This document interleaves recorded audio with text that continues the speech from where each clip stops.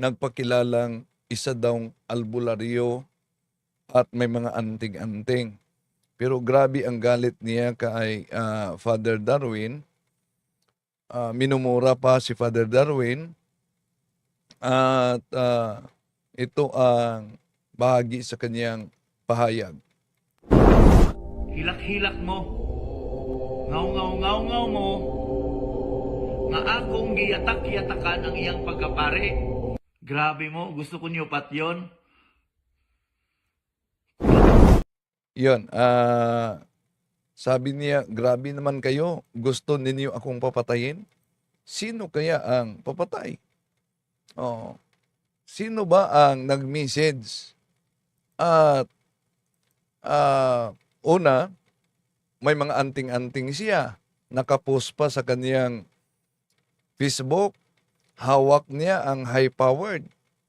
Plus yung mga anting-anting na pinaniniwalaang yun ay magbigay protection sa kanya. Kaya totoo talaga ang sinabing, the more you have security in this life, the more you feel insecure. At maliban dyan, ito pa sa kanyang Facebook, ano nga ba talaga? Ito ba ay para pang content lang niya o totoo ba talagang ito ang ipinakita niyang kasarian? Tandaan natin, ang sa mga ganyan ay kinikilala din sa Ministry of Liberation na extraordinary demonic attack. Yung damdamin at isipan ang tinitira, no? Na kung ikay lalaki, dahil sa mga fallen angels, di nila matanggap na sila mga anghel. Para sa kanila sila mga Diyos. At yung damdamin na yan ay i-share nila sa tao kahit pa sa loob ng sinapupunan ng ina. Kaya ang panawagan ng mga exorcist, dapat i-consecrate ang mga bata sa loob pa lang ng tiyan mismo sinapupunan ng ina dahil grabe na ang attack. Kung ikay lalaki, titirahin iyong damdamin at isipan na hindi ka lalaki. Babae ka. Kung ikaw na may babae, hindi ka babae. Lalaki ka. Pero sa galit nitong albularyo, napakilala naman siya na siya ay Katoliko. Huwag mo i-claim dahil may authority ka kasi nabasbasan ka ng obispo. Naka-record yan. Naka-record yan, sinabi mo yan. Kaya shame on you. Ako hindi Katoliko, Katoliko ako. Pero wala akong respeto sa inyo. Jose, Katoliko daw umano siya pero walang respeto. Una, yung pahayag niya nabasbasan ng obispo, siguro ang tinutukoy niya ordination. Yun naman kung ikay Katoliko, dapat tanggapin mo ang katotohanan na ang pari ay magiging pari sa pamamagitan ng ordinasyon. Ordinasyon, obispo ang gumagawa noon. Kaya nga kung tingnan natin ang mabasa sa unang Timoteo Kapitulo 4, versikulo 14, ito ang mabasa natin. Huwag mong pabayaan ang kaloob na ibinigay na sa iyo nang nagsalita ang mga propeta at ipatong sa iyong mga matatandang pinuno ng iglesia ang kanilang kamay. Yung matatandang pinuno ng iglesia, yun ang mga obispo. At yung pagpatong ng mga kamay para sa ordinasyon sa pagkapare. Sa Douay Rheims Bible, ito ang mabasa natin, neglect not the grace that is in thee, which was given thee by prophecy, with imposition of hands of the priesthood. So, yun ang ordination. Pero punta tayo sa sinabing Katoliko daw siya. Andali naman na mag-angkin ng Katoliko. Yeah? Kung Katoliko man, pero hindi tinatanggap ang aral ng simbahang Katoliko, ano ang tawag diyan? Yun ang lukewarm Catholic. Maligamgam na ang pahayag sa pahayag Kapitulo 3, versikulo 16.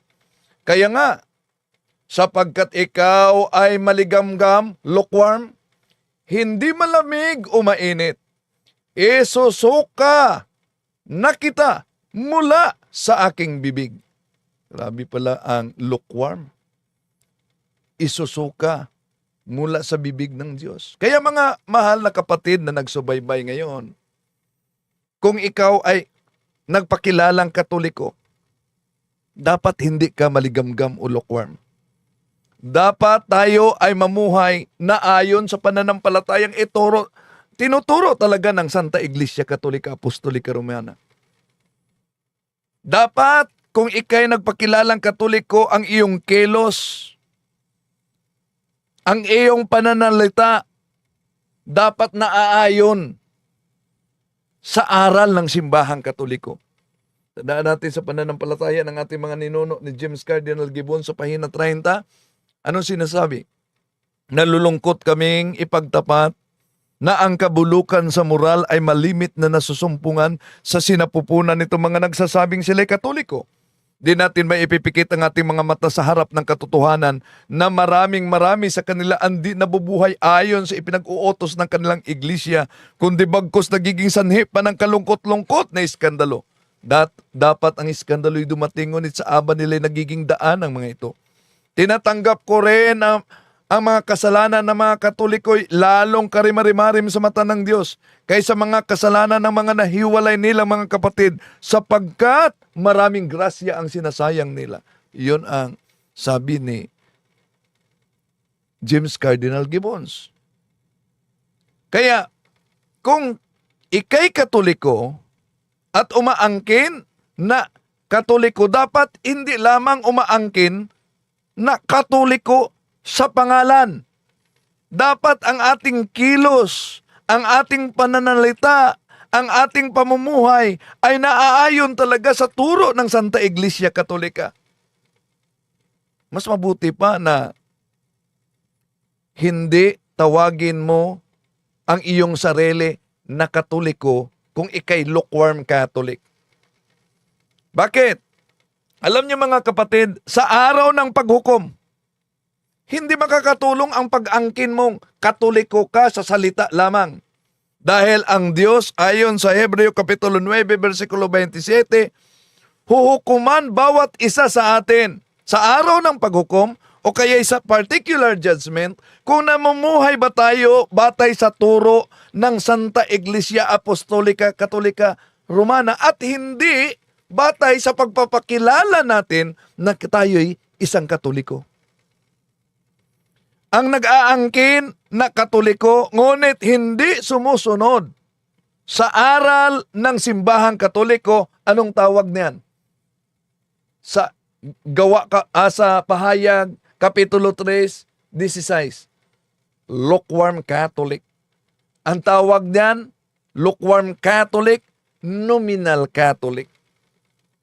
At ang mga nominal Catholics ay siyang nagbigay ng napakasamang imahen sa simbahang Katoliko. Bakit? When you claim to be Catholic and you behave in a non-Catholic manner, people associate your behavior with the Catholic Church, regardless if it's contrary to her teachings, because you are their exposure to Catholicism. Sinagot siya ni Father, pakinggan natin din ang sagot ni Father kaugnay dito dahil grabe talaga ang kanyang banat. Between light and darkness. No?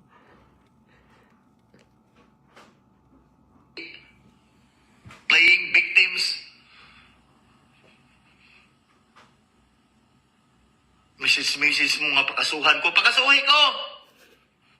Mali ba musulti sa tinood? Gusto ninyo muhilom ko? Shame on you, bay. Shame on you. Mali ba daw umano ang pagsalita sa katotohanan? Hindi naman mali. Ang problema lang, yung mali na pinaniwalaan mong katotohanan, yun ang pinandidigan mo. Kaya ito ang bahagi sa sagot ni Father Darwin. Pakinggan natin. At hindi lang tayo magagamit ng mga personal attack. Broad naman yun. Doktrina naman ng simbahan. At i-share ko po yung official statement ng simbahan, hindi yung personal natin na opinion. Dahil all opinions are equal with the absence of evidence. Okay? So greetings sa iyo kapatid, Chua Antonio Jr. Parang nasa ibang bansa po ito. So pakinggan lang natin at ang pinakalat niya na namigay lang tayo ng amulets. No? Dahil wala siyang distinction eh. Kapatid, the Catholic Church is a religion of distinction, kapatid. Pero ito si kapatid na Chua, mahal nating kapatid. Pinagdasal kita lagi, kapatid kahit ad hominem yung atake mo sa amin. Sa akin, personally. Ipakita ko sa inyo, mga kapatid itong kapatid natin. Hatag siya mismo. Siya mismo mga hatag. Libre. Doon. Tatagalogin lang natin, no? Abi ba kay pare? Santo na siya? Abi ka ba kay pare? Mabutan ta niya unsa iyang gustong buhaton? Pasunodon ta niya? Ipugos niya iyang gusto? Tama ba na? Sabi niya, dahil pari ba siya, sundin natin yung kanyang gusto. Bakit i-force niya tayo? No. Lahat ba niya na parang pino-force ko kayo? No. Kaya nga, evangelization itong ginawa natin eh. It is just a proposal. It is not imposive. And so on. No. Our tone here is not imposive, but proposal. Ano yung tinuro ng simbahan, ay ituturo ko. Hindi ko alam kung katoliko ito. So, I'm never promoting my own ways. I'm never promoting my own opinion. Ipakita ko sa inyo mamaya ang official na turo ng simbahan at official din na turo ng ating mga church fathers. Well, nakikinig ako sa kanya, wala naman siyang kinukote na catechism of the Catholic kung katoliko siya. Okay? Ang kanya lang ay nagpalabas lang siya ng puot, galit. Pero tayo, pinalabas natin yung katotohanan. Hindi yung puot, no? Hindi din yung negative emotion dahil I pray for him for enlightenment, guidance, and inspiration. Okay? Tuloy tayo mga kapatid dahil i-discuss natin dahil sabi na namigay daw tayo ng anting-anting, amulets, mga charms, yung mga sacramentals ng simbahan. Wala talagang distinction itong si Chua Antonio Jr. Makinig ka kapatid para madagdagan yung kaalaman mo dahil yung tinuturo ko ay hindi naman personal yun. Kaya nga, nag-quote tayo ng banal na kasulatan. Kaya nga, nag-quote tayo ng mga martir. Kaya nga, nag-quote ako ng mga sinabi ng mga santo, mga church fathers natin. Okay, galit na siya. Pakinggan natin. At sasagutin kita with a humble heart po, kapatid. No. Hindi nang ipadaan natin sa galit dahil yung gone are the days na sa pamagitan ng galit. Gone are the days. Ipakita natin yung pagmamahal at pakikinig natin sa katotohanan. Hindi daan natin sa init ng ulo, kapatid. Pero, hindi natin alam kung anong klaseng espiritu na sa likod natin. Okay? Tama na. Giyatakan ang iyang giyatak-yatakan ang iyang pagkapare. Sobra na po kayo na nga istorya, oy. Pero sa laing bahin, kung kaya niya bastuson ang mga healer, ang mga mananabang, magabuhat og maayo, kaya pod ibalik namo sa iya ang iyang binuhatan. Tama ba na? Suko kay siya sa mga amulets, suko kay siya sa mga taling-taling. Unya karon, manghatag siya mismo manghatag, libre. Tama ba na? Napoy member mo ingon nga, wa man siya nanghatag og agimat, unsa man day ng mga medals, agimat mo na.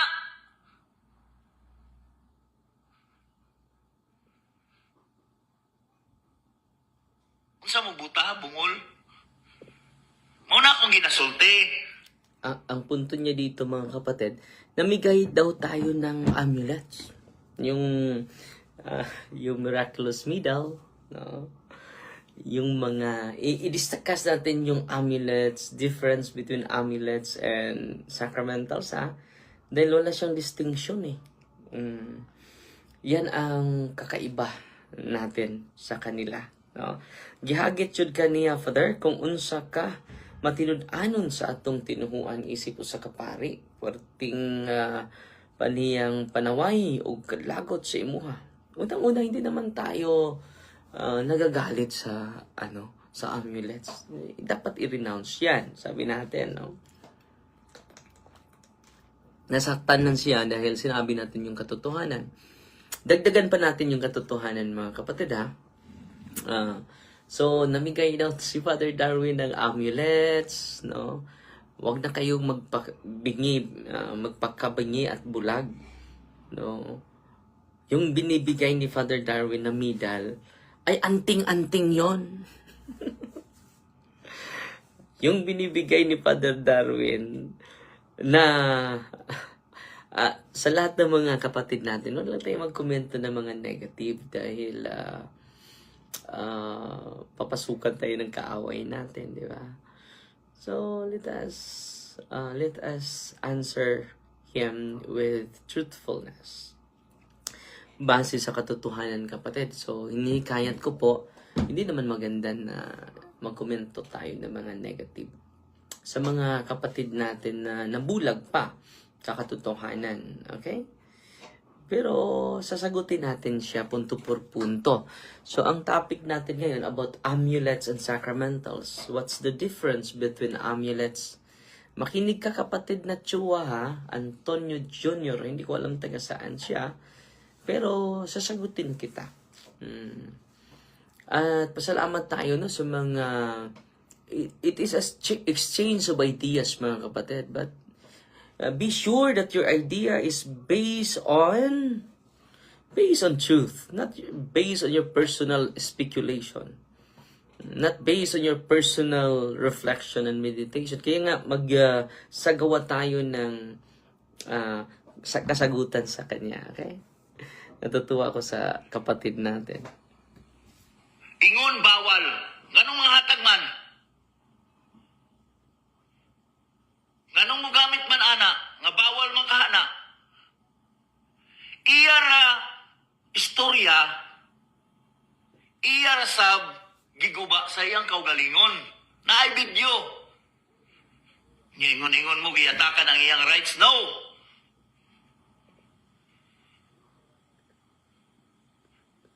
Kaning amo usara ni ka pinaagi sa pagsukwahi sa iyang mga binuhatan. No, dili ko makigdebate ninyo kay ngano way pulos makigdebate sa mga taong pulpul.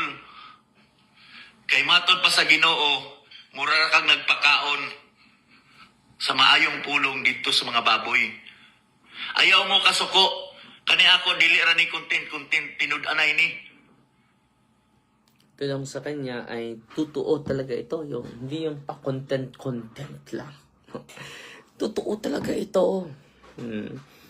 At sabi niya na, sabi mo, ng pare, na bawal ang amulet. Bakit namigay ka ng amulets? Yung medal at yung cross. Hindi naman yun amulets. I-discuss natin mamaya. No? So patuloy tayong makinig sa kanya, ha? Kung kabalo mo mo ampo, kabalo sab mi mo ampo. Kung kabalo mo masuko, kabalo pod mi masuko. Pero ginabutang namo, ginaplastar namo.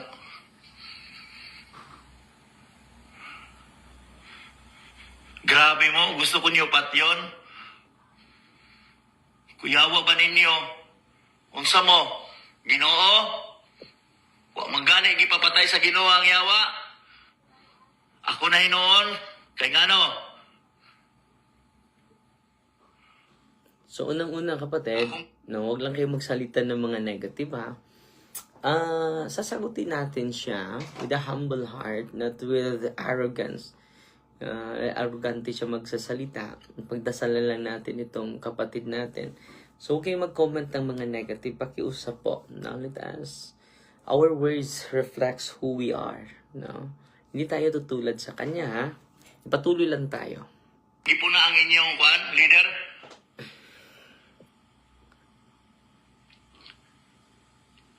Wa ko'y kasuko sa tanang kaparian.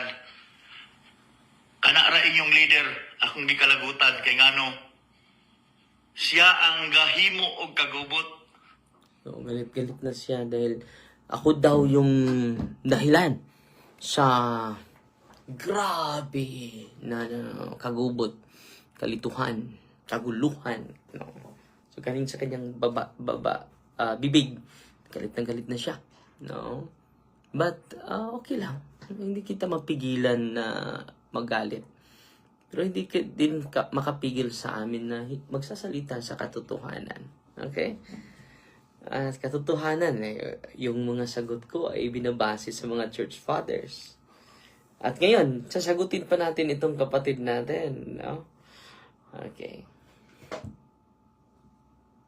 Patuloy natin. Imbes ibutang niya ang among mga huna-huna sa Ginoo, siya mismo ang gapanghagit. Patik-atik playing victims. Sabi niya, ako daw ang rason sa kaguluhan. Magkagulo talaga kayo kapag hindi kayo naaayon sa katotohanan. Sabi ni Kristo sa Ebanghelyo, di ba? I bring no peace to the world. Malinaw na malinaw yan. Kaya nga maraming galit kay Kristo sa mga taong hindi namumuhay ayon sa katotohanan, because Jesus is the way, the truth, and the life. So the reality of creative tension is present when we stand for the truth, kapatid. Kung walang nag-reject sa'yo, walang umuusig sa'yo, meaning, posible hindi ka tumayo sa katotohanan. Okay? Kaya nga tumayo tayo. So there is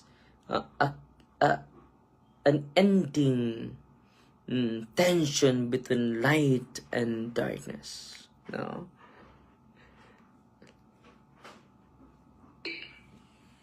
Playing victims. Mrs. mo nga pakasuhan ko. Pakasuhin ko! Mali ba musulti sa tinuod? Gusto ninyo muhilom ko? Shame on you, bay. Shame on you. Shame on you. Pakaulaw ra mo.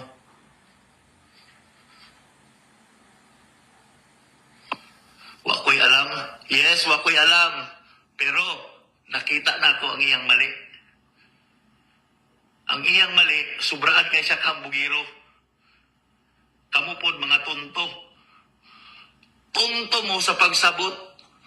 Bisan gatuki pa mong Bible, pero mga tunto mo. Tunto. Ang tawagan na, tunto. Dili ni content lang, kundi ka matuuran.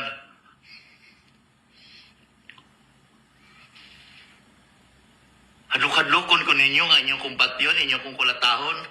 Bring it on. Sa Ginoo ra ko mahadlok. Di ko mahadlok ninyo. Tao ra mo. Kinsa man taraw mo. Abrihan pa na ako akong balay, pasudlon ta mo sa akong balay.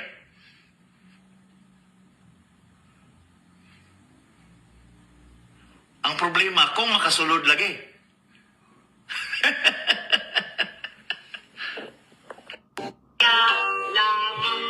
So, Hahay. yun po yung kapatid natin. Sasagutin lang natin, no? Namimigay tayo ng amulet, pinagbabawal, pero namigay. No? Ito ang sagot natin sa kanya, mga kapatid. Hindi naman tayo arrogante, mga kapatid. Ang totoo, nagalit siya. Pero sinasabi natin yung aral ng simbahan. Okay?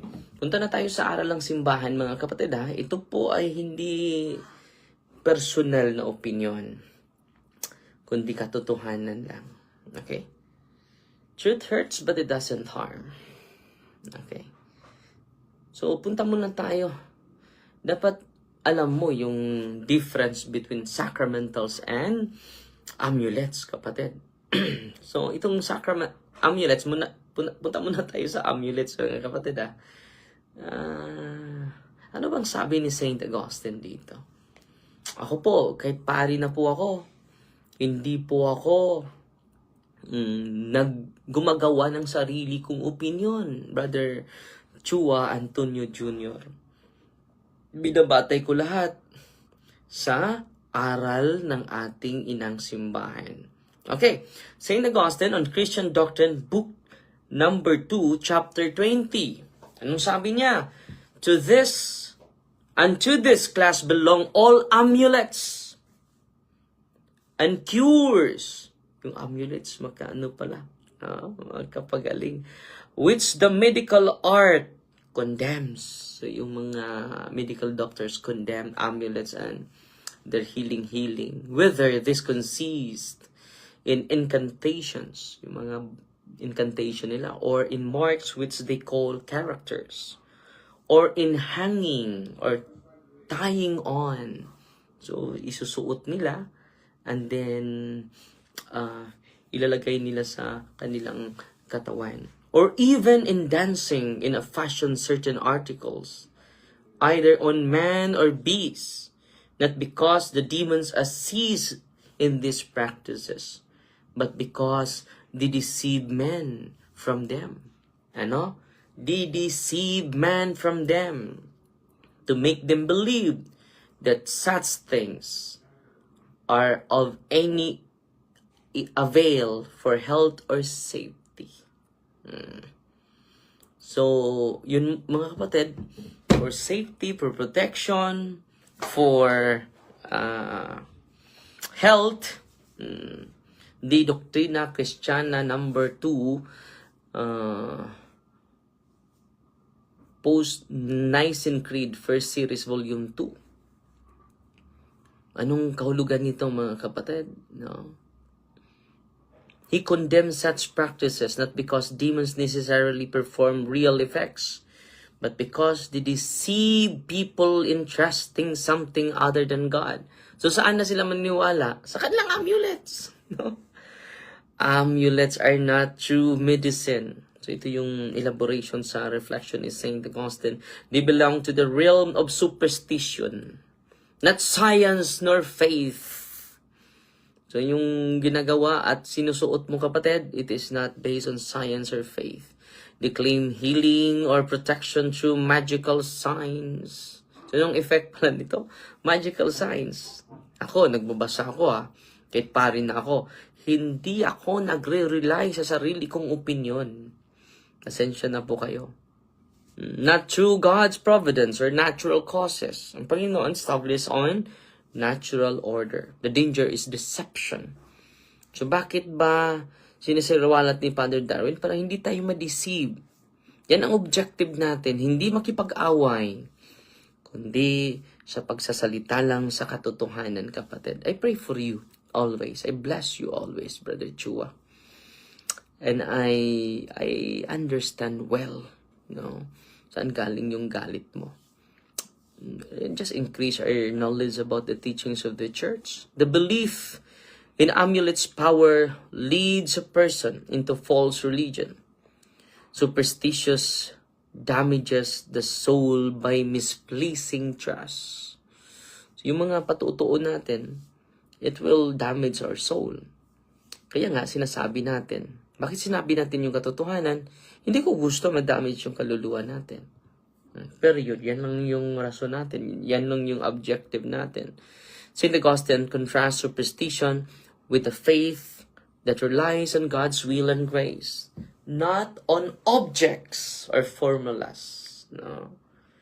Yung binibigay natin ng mga sacramentals po yun, hindi yun amulets. Yun ang kaibahan, kapatid.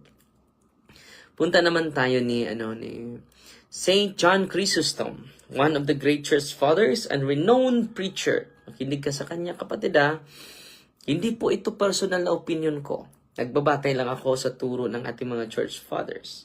Addresses the issue on amulets and charms in his homily number 8 on collusions. His concern is not merely about superstition. He is focused on faithfulness to Christ and a proper worship. Ang sabi niya, amulets as idolatry. Amulets as idolatry. For this amulets, ito yung proper quotation niya, kapatid na Chua. For this amulets, do they who make money by them, anong sabi niya? Make money by them are forever rationalizing about them. The thing is idolatry. Chrysostom is saying that the practice of wearing amulets is fundamentally idolatrous. Ano yung idolatrous? Pagsimba ng ibang Diyos. Kaya nga, ini-elaborate natin ito, kapatid. Ini-evangelize natin. Anong ginawa ni Brother Chu Antonio Jr.? Rationalization. Even if a Christian rationalizes it as harmless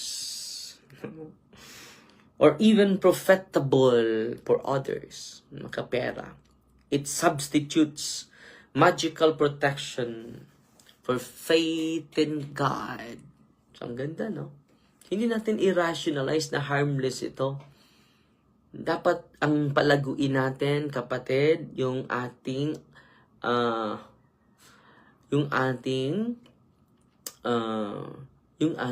pananampalataya. Hindi po ito prophet, mga kapatid. Katotohanan po ito. Okay? It substitutes magical protection for faith in God. Theological implication. Amulets shift trust from the cross and God's providence to objects or rituals believed to have power in themselves. St. John Chrysostom emphasizes that this is incompatible with true Christian faith. Malinaw na malinaw, Charms or amulets and disrespect to the cross. Other women again tie about their names of rivers and venture numberless things of like nature. The cross indeed is dishonored, and these charms preferred before it.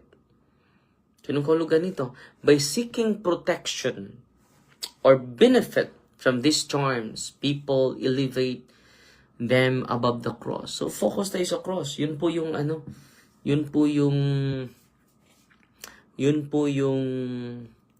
sacramentals. Ang sabi ni Saint Cyril, ito yung sabi niya, to instruct catechumens, those preparing for baptism, on the dangers of engaging in superstitious or magical practices. His words are clear and uncompromising. Go not after such things. The watching of birds, divination, omens, or amulets, or charms written on leaves, sorceries, or other evil arts, and such things are services of the devil. Therefore, shun them. Oh, grabe. Mabigat itong sinabi ni sa Catechetical Lecture number 9 of Saint Cyril. Hindi ako nagsabi nito Si Saint Cyril po. Pasensya na po kayo. Amulets and charms objects believed to have magical power and protective abilities. Divination and omens practices aim at predicting the future or controlling outcomes through supernatural means, sorceries, and other evil arts, any manipulation of spiritual forces outside God's providence. All these practices turn people away from God, relying on human device or demonic powers rather than faith. So, malinaw na malinaw, Services of the devil. Grabe naman ito si Saint Cyril, Hindi po si Father na nagsasabi niyan, no? Kundi, si Saint Cyril. Nagko-quote nga ako Dahil hindi ko gusto na personal opinion ang isisiwalat ko dito sa ating live. Hindi po tayo naghahanap ng gulo, naghahanap tayo ng katotohanan. Okay? Services of the devil. Cyril categorizes these acts as services of the devil. Grabe, no? Engaging in amulets or magic is spiritually dangerous because it invites demonic influence and substitutes God's guidance. Substitute God's guidance with superstition and manipulation of hidden forces. Hindi po ito akin, Even seemingly harmless practices, if relied upon for protection and guidance, undermine a Christian dependence on God. So, ang ganda nito, no? So, moral and spiritual lesson. Ano ba yung lesson natin? Avoid temptation. Christians are called to turn away from anything that resembles pagan or occult practices. So, anong sabi ng simbahan? Avoid pagan and occult practices. Kaya nga i-renounce natin doon sa office. Kaya nga may office tayo. Okay? Depend on God alone. So, through His sacraments, through protection, insight, and blessing come from the faith, prayer, obedience. Not from objects, not from rituals or charms. Pasensya na po kayo, kapatid. Dahil sinabi ko lang yung katotohanan na turo ng simbahan. Hindi po ito personal na opinion. Wala din akong personal na galit. Kaya nga, ay tinuturuan natin yung mga kasama natin. Kung hindi ka makinig sa akin, well and good. It's up to you. Hindi naman kita pinipwersa. Hindi naman ako pumipilit sa inyo na makinig sa atin. Tinasabi lang natin yung katotohanan. Spiritual vigilance. Cyril emphasizes discernment. Kailangan natin ng discernment. Even small superstitions can grow into serious spiritual compromise. Cyril's teachings were directed at catechumens in the early church, a time when pagan customs and magical practices were widespread. Hanggang ngayon, widespread. Nagagalit na ito ng mga okultista sa atin. Maraming mga bagol. Parang kalamay. Kaya pala wala nang bagol yung mga kalamay namin dito. Dahil sinusuot na ninyo. The warning against amulets and charms reflects the church's broader mission to guide converts into a life centered on God alone. Wow. Free from superstition. So ngayon, mga kapatid, yung mga rosary, yung cross, amulets ba yun? Hindi. Yun po ay sacramentals. Hindi yun amulets. Hindi din si Father Darwin ang nagtayo niyan. Ang nagtayo nito ay ang simbahan. Catechism of the Catholic Church, 1667. Ito ang sabi. Holy Mother Church has moreover instituted sacramentals. Ano yung rosary, yung tubig, yung oil, yung asin, yung medals, yung cross? Ang tawag doon, kapatid, sacramentals. Sinong nagtayo doon? Hindi si Brother Darwin. Magbasa ka naman. Kung Katoliko ka, ha? Additional knowledge lang po ito sa iyo, ha? At pakiusap po, huwag kayo mag-comment ng negative. Yan ang kaibahan natin. May difference sa mga taong inspired by the Holy Spirit. Huwag tayong magsalita ng masama sa ating kapatid. Ipanalangin natin siya. Alam mo kapatid, huwag kang mag-alala. Isasali kita sa panalangin. Araw-araw po. Ito, i-bless ko yung buhay mo. Mabless yung buhay mo, kapatid. Yung pamilya mo, mabless din. At mabigyan ng liwanag na galing sa Diyos. These are sacred signs which bear a resemblance to the sacraments. They signify effects, particularly on spiritual nature, which obtained through the intercession of the church. Bakit naging may bisa yun? Because of the prayer of the church, not because of the prayer of Father Darwin. Okay. By them, men are disposed to receive the chief effect of the sacraments, and various occasions in life are rendered holy. Dahil sa mga sacramentals, ma-reminded tayo to live a holy life. So yung sacramental life natin ay mag-increase. At yung spiritual disposition natin mag-prepare to receive the sacrament, confession, anointing of the sick, and in the Holy Eucharist. Yun po ang pakay natin. Sacramental, CCC, 1670. Sacramentals do not confer the grace of the Holy Spirit in the way that the sacraments do. But the church prayer, they prepare us to receive grace and dispose us to cooperate with it. So, hindi makabigay ng sacrament yung sacramentals. Only the sacraments of the church. CCC 1671. Among sacramentals, blessings of persons, meals, objects, and places come first. Every blessing praises God and praise for His gift. So, ang simbahan, hindi yan amulet, kapatid. Sacramentals yan. Hindi yan amulets. To deepen our relationship to the Lord. Makatulong yung mga sacramentals, kapatid. Wala yung kapangyarihan. Ang kapangyarihan sa faith natin sa Panginoon. Hindi sa mga amulets. Huwag nangyari sa mga albularyo, doon naniwala sa amulets.